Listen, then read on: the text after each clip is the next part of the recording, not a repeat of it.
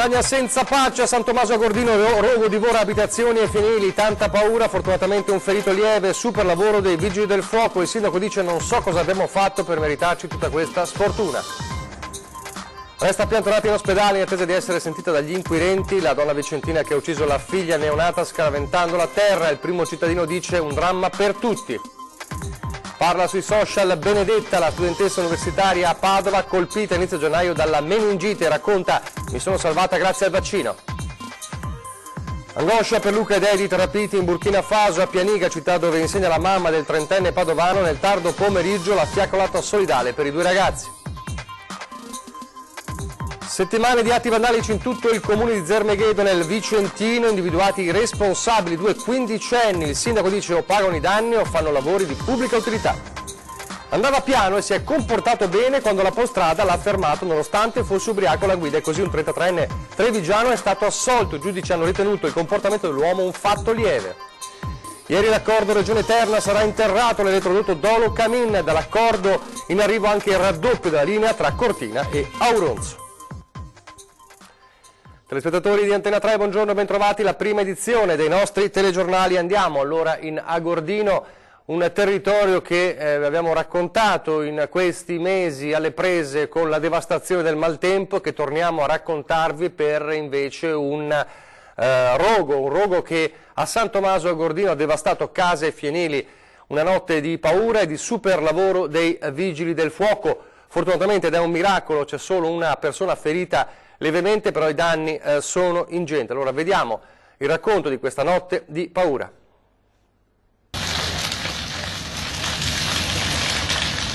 Montagna senza pace. Ieri sera, poco prima delle 20, è divampato un incendio a Piaia di San Tommaso Agordino che ha divorato 3 fienili e 2 abitazioni. Non si sono fortunatamente registrati feriti, se non un residente che nel tentativo di contenere le fiamme del proprio fienile ha riportato qualche escoriazione alle mani, è stato medicato e poi dimesso dal pronto soccorso. Alla piazza di Celazza hanno visto l'incendio. Siamo intervenuti e sono intervenuti subito anche i vigili del fuoco, più di 30 persone e poi innumerevoli mezzi.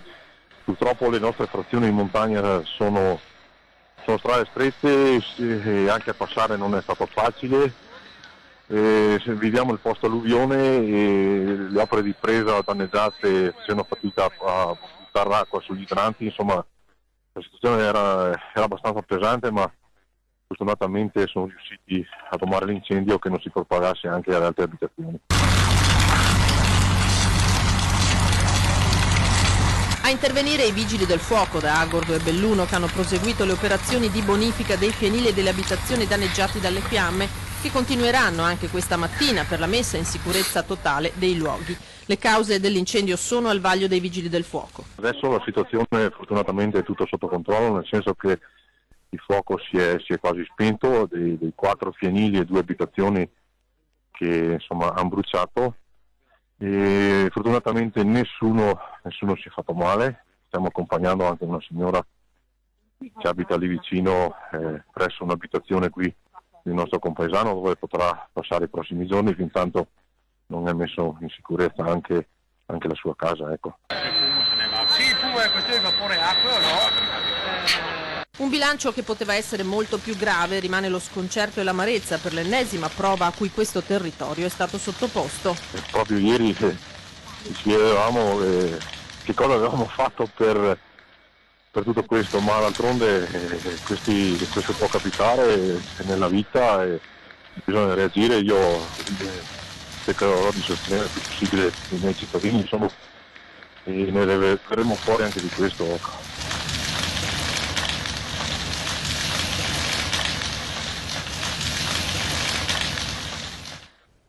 Queste sono le immagini davvero impressionanti dell'incendio, anche le parole un po' di sconforto all'inizio, ma anche di orgoglio del sindaco, che dice: ci rimbocchiamo le maniche come abbiamo sempre fatto.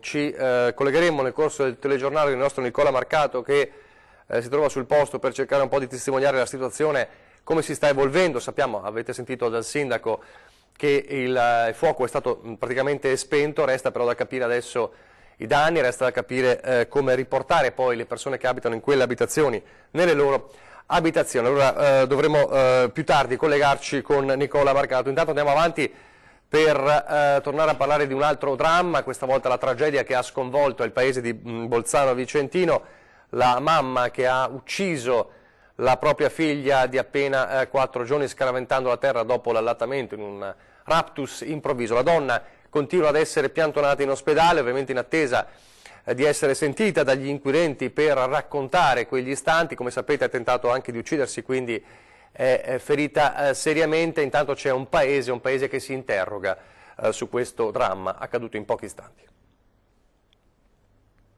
È un'atmosfera surreale quella che si respira in via Ponte Lisiera di Bolzano Vicentino. 4 villette, una vicina all'altra, il fiocco rosa sul cancello, quello che sventola dal balcone della finestra di casa.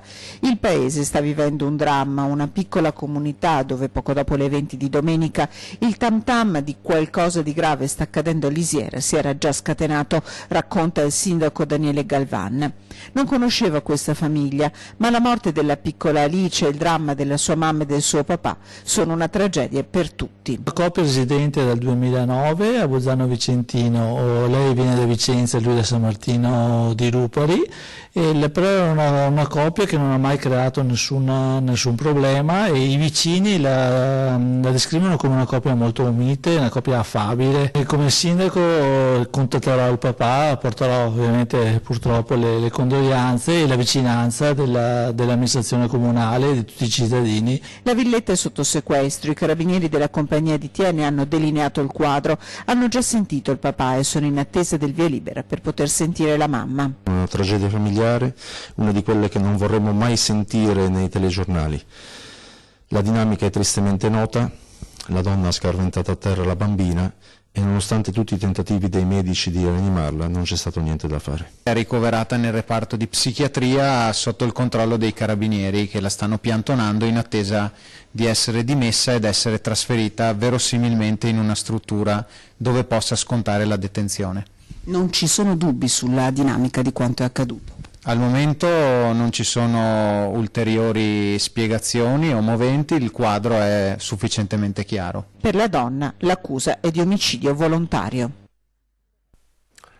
Poteva essere un'altra delle vittime della meningite, quella ragazza studentessa universitaria a Padova che fu colpita, lo ricorderete, qualche settimana fa e restò in gravi condizioni.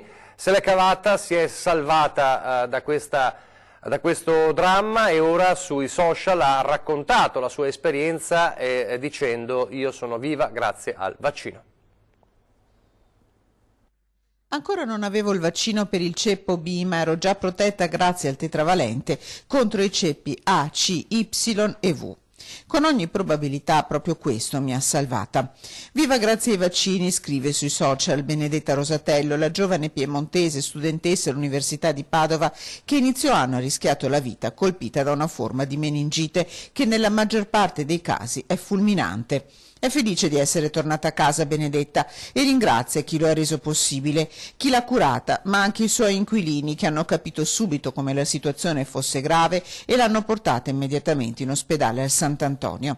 Ho sentito che il mio caso clinico è diventato quasi famoso, continua Benedetta, che scrive di non voler fare discorsi politicizzati, ma aggiunge: mi piacerebbe che questa mia vicenda venga presa come esempio del fatto che a volte semplici gesti quotidiani come studiare in biblioteca possono avere risvolti inaspettati. E conclude: sono convinta che sia importantissimo tutelare noi stessi e la nostra famiglia, perché ogni vita vale la pena di essere vissuta, e trovo assurdo che nonostante gli enormi progressi raggiunti in campo medico si continui ad essere restii e diffidenti. Nessuna scienza è esatta, ma ciò non significa che bisogna rifuggire in toto i potentissimi strumenti di prevenzione sanitaria di cui siamo in possesso. Ancora dal Padovano, meglio tra il Padovano e il Veneziano, perché si svolgerà a Pianiga, in provincia di Venezia, a pochi chilometri da Vigonza, la fiaccolata di oggi delle 17, solidale ovviamente nella vicinanza alla famiglia di Luca Tacchetto, ovviamente anche per un pensiero alla ragazza Edith, i 2 giovani che sono scomparsi in Burkina Faso e come sappiamo dalle ultime novità investigative sarebbero stati rapiti, tanto che ci sarebbe un contatto con i sequestratori, ma come sapete c'è massimo riservo da parte della Farnesina sulle indagini. Nel frattempo queste invece sono le immagini della fiaccolata che ci fu a Vigonza pochi giorni dopo la scomparsa di Luca Tacchetto, che vediamo in foto. Ecco, ci sarà una nuova fiaccolata. Perché Pianiga? Perché Pianiga è il paese dove insegna la mamma di Luca Tacchetto, Susanne, quindi ci sarà un corteo, insomma, per sostenere questa donna che non sa ancora nulla del figlio, insieme al marito che è l'ex sindaco di Vigonza, e vi racconteremo anche di questa fiaccolata, la partecipazione, insomma, di interi paesi per i due ragazzi. Adesso invece parliamo di minorenni giovanissimi che si rendono protagonisti di atti criminali. In questo caso parliamo di atti di vandalismo numerosissimi che hanno falcidiato un piccolo paese del Vicentino in queste settimane. La scoperta appunto che i due vandali sono due quindicenni. Ci racconta questa triste storia dal Vicentino il nostro Guido Barbato. Guido. Buongiorno da Zerneghedo. Individuati i capetti della Baby Gang, due quindicenni ritenuti responsabili degli atti vandalici avvenuti in paese negli ultimi mesi. Uno di loro è di qui, di Zerneghedo, l'altro di Montorso. Appartenevano a un gruppo di minorenni tra i 14 e i 17 anni, tutti provenienti dai due comuni, ma solo loro due sono stati ritenuti responsabili di avere piegato e rovinato i segnali stradali, distrutto con un petardo la chiavetta di ricarica della casetta dell'acqua, devastato l'albero di Natale realizzato dal comitato genitori delle scuole nei pressi della Baita degli Alpini e incendiati alcuni cestini per i rifiuti. Le indagini, durate 3 mesi, sono state svolte dalla Polizia Locale Vicenza Ovest. Convocati con i loro genitori al comando dei vigili ad Arzignano, i due sono stati messi di fronte alle loro responsabilità. Spetterà ora al sindaco Luca Albiero se chiedere il risarcimento dei danni alle famiglie o se far svolgere ai due quindicenni alcune ore di attività di pubblica utilità. Linea allo studio.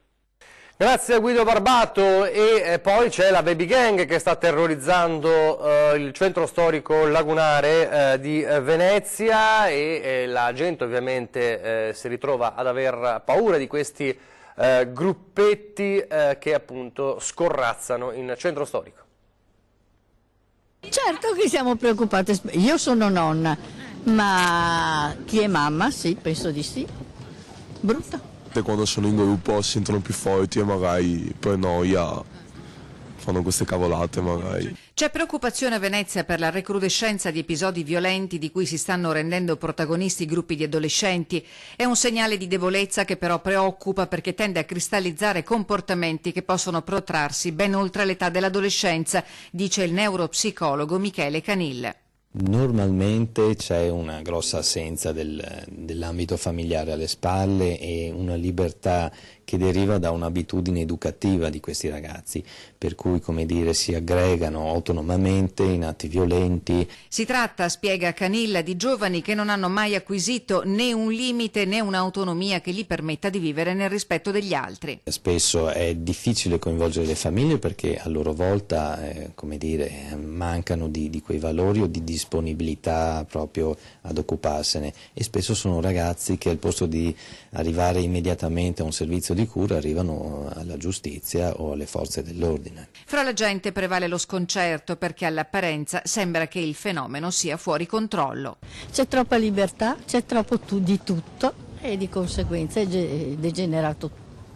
La cosa, insomma, la libertà che c'è adesso e poi i soldi. Purtroppo dovrà più agenti di notte, di giorno, per strada, perché sti fioi ormai si incontravi in poche parole.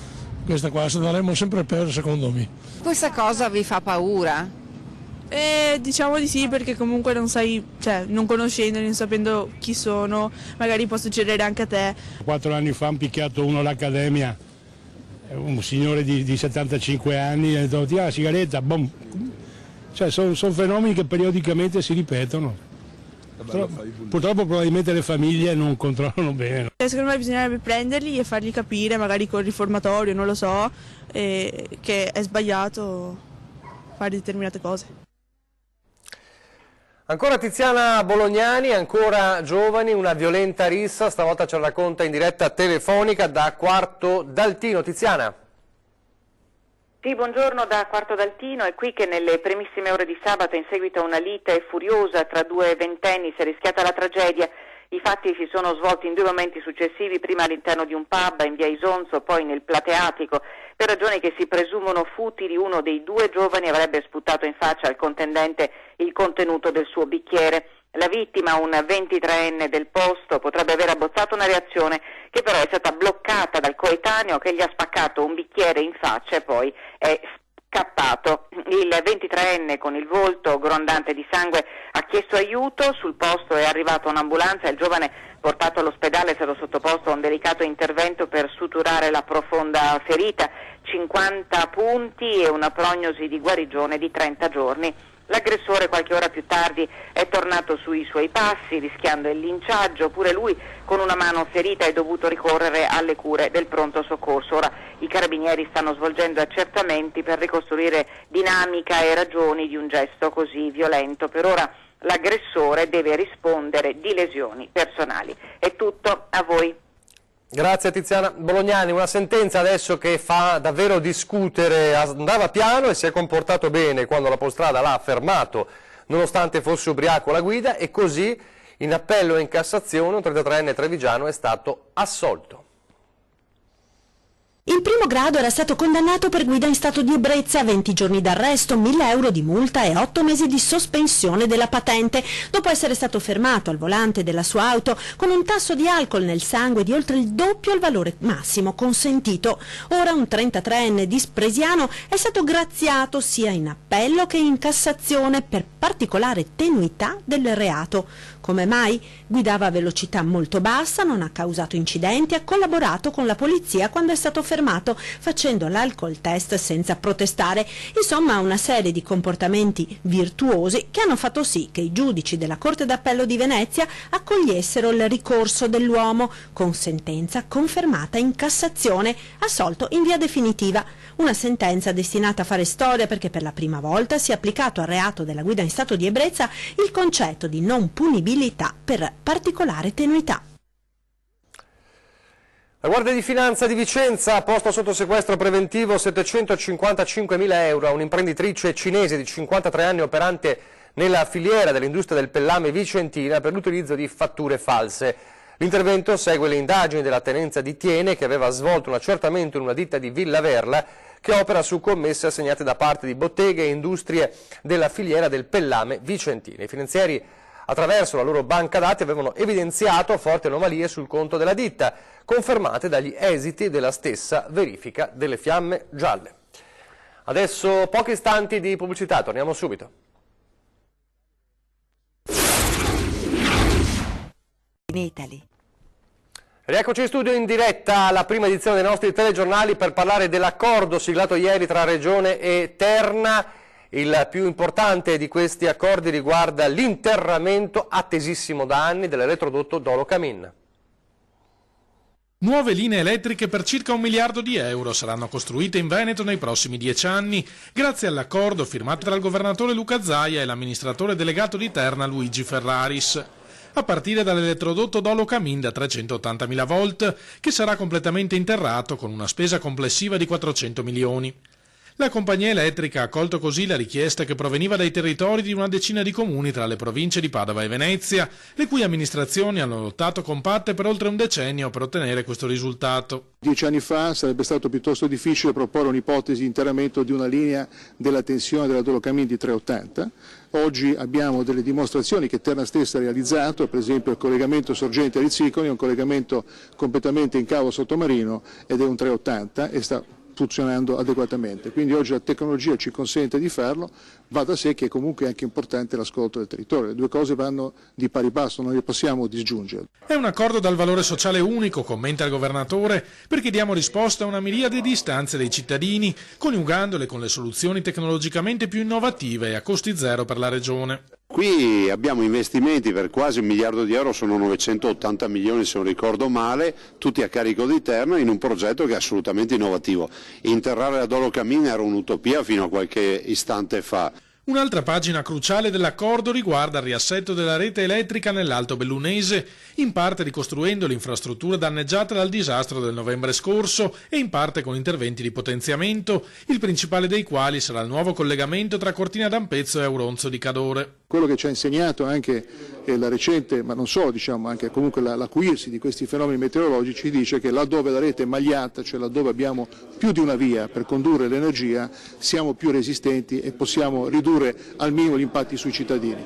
Nel caso specifico costruiremo una seconda linea interrata che sarà completamente invisibile ma che darà più sicurezza ai cittadini. Nel Trevigiano sarà poi realizzata la stazione elettrica di Volpago con 26 km di nuovi cavi interrati e 51 di demolizioni. Intanto sul fronte dell'inquinamento c'è la classifica di Legambiente sulle città capoluogo più inquinate d'Italia. Brescia, Lodi e Monza, le città più inquinate d'Italia, cioè i capoluoghi dove si è sforato più volte il limite di PM10. Venezia e Padova sono quarta e ottava tra le città capoluogo, purtroppo, di questa classifica. Vedo allora le immagini di San Tommaso Agordino. Allora abbiamo il nostro Nicola Marcato che si trova nella zona dove è avvenuto l'incendio questa notte, che ha distrutto case e fienili. Nicola, dimmi se mi senti.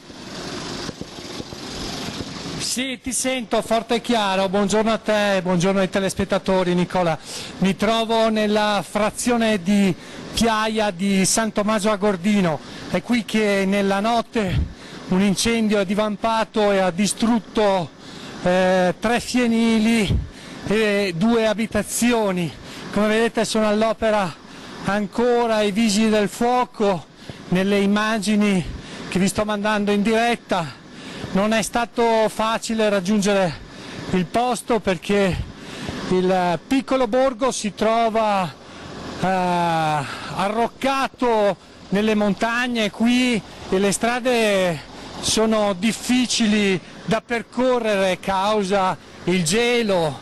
Bisogna complimentarsi proprio con i vigili del fuoco perché sono stati molto bravi a percorrere queste strade con i mezzi, le autocisterne provenienti da Agordo e Belluno.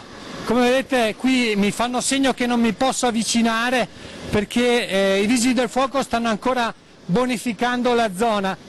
Come vi dicevo, qui si vedono i fienili danneggiati e cerco di avvicinarmi. No, mi fanno cenno di no, non posso, Nicola, andare oltre. Dicevo, a causa di un'esplosione, probabilmente una bombola è esplosa all'interno di un'abitazione, l'incendio poi si è divampato in una buona parte del borgo. Devo dire che... mi senti, Nicola? Sì, io ti sento, volevo dirti, sì, ti sento forte e chiaro. Ascolta, volevo chiederti, ecco, dalle immagini ci sembra di capire che è confermato quanto ha detto il sindaco, e cioè che le fiamme, quantomeno le fiamme, sono state spente tutte, non ci sono ancora focolai accesi.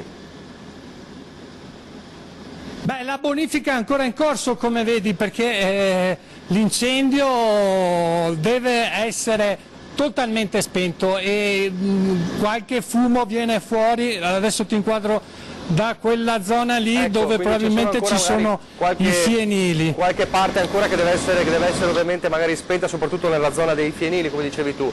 Ecco, hai visto, sei riuscito a parlare, o fra poco magari riuscirai a parlare magari con qualcuno delle persone che sono state evacuate dalla zona? Com'è la situazione?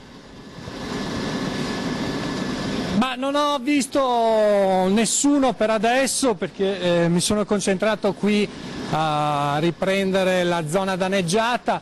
Comunque ecco, devo fare di nuovo i complimenti ai vigili del fuoco perché poi arrivare qui non è stato semplice, anche per loro rifornirsi dell'acqua sufficiente per spegnere l'incendio non è stata cosa semplice perché le tubature dell'acqua in alcune zone sono state danneggiate dall'alluvione dei mesi scorsi e allora approvvigionarsi dell'acqua per loro non è stata cosa semplice. Ecco, li vediamo, stanno ancora operando sul tetto questi vigili del fuoco. Ecco, la difficoltà che hai trovato nel raggiungere la zona ovviamente è anche la difficoltà che ci raccontava lo stesso sindaco al telefono per gli stessi soccorsi, quindi tanto più l'importanza dell'intervento dei vigili del fuoco che sono riusciti in qualche modo ad arginare le fiamme che abbiamo visto divampare spaventose in quelle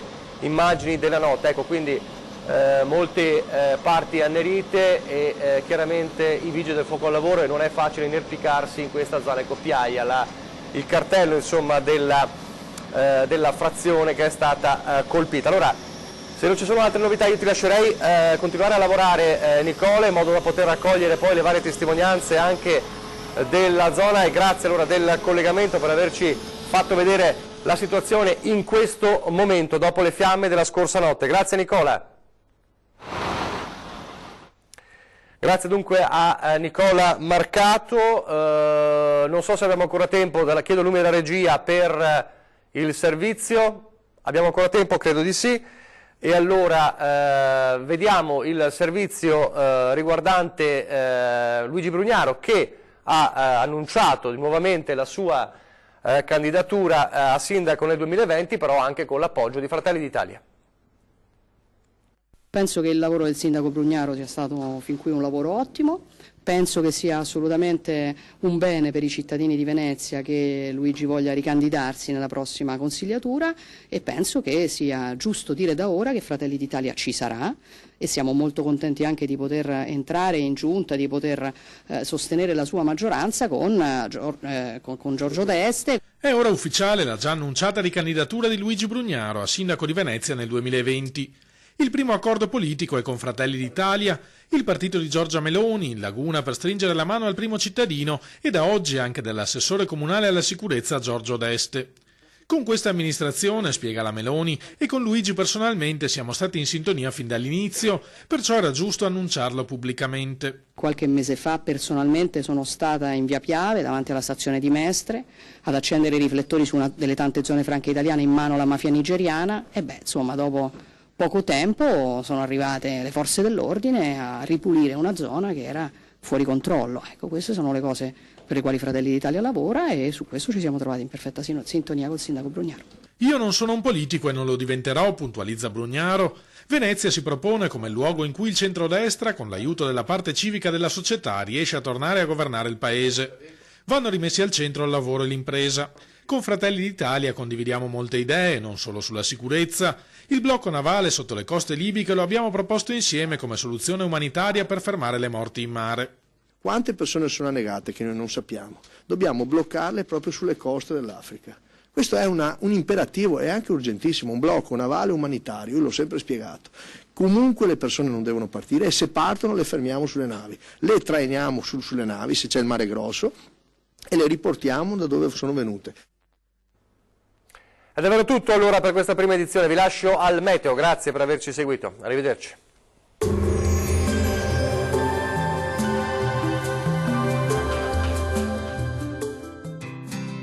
L'Unic Star, le uniche pagliette antibatteriche in commercio, prodotte anche per i marchi più importanti, sia nazionali che internazionali. Ben ritrovati al meteo, sarà una giornata grigia sulle nostre regioni, vediamo il dettaglio. In Veneto prevale un tempo asciutto e stabile, non sono infatti attese precipitazioni particolarmente degne di nota. Il cielo sarà irregolarmente nuvoloso e spesso anche coperto, con locali nevicate a quote collinari entro la nottata. Temperature minime comprese tra -2 e 1 grado, massime tra 4 e 6 gradi. Vediamo ora che tempo farà sul Friuli Venezia Giulia. Poche novità, il cielo risulterà spesso coperto anche sulla nostra regione. Dal pomeriggio non si esclude qualche piovasco sulle aree costiere, e dentro la nottata la neve potrà cadere localmente anche fino al piano. Temperature minime comprese tra -1 e 0 gradi, massime oscillanti tra 4 e 5 gradi. Vediamo infine la situazione meteorologica del Trentino Alto Adige. La situazione sarà molto diversa, infatti avremo condizioni di bel tempo stabile e anche soleggiato. Non si esclude tuttavia qualche addensamento al pomeriggio sui settori meridionali, ma senza piogge. Temperature minime a 0 gradi, massime tra 8 e 9 gradi. Dal meteo di Antena 3 è tutto, arrivederci.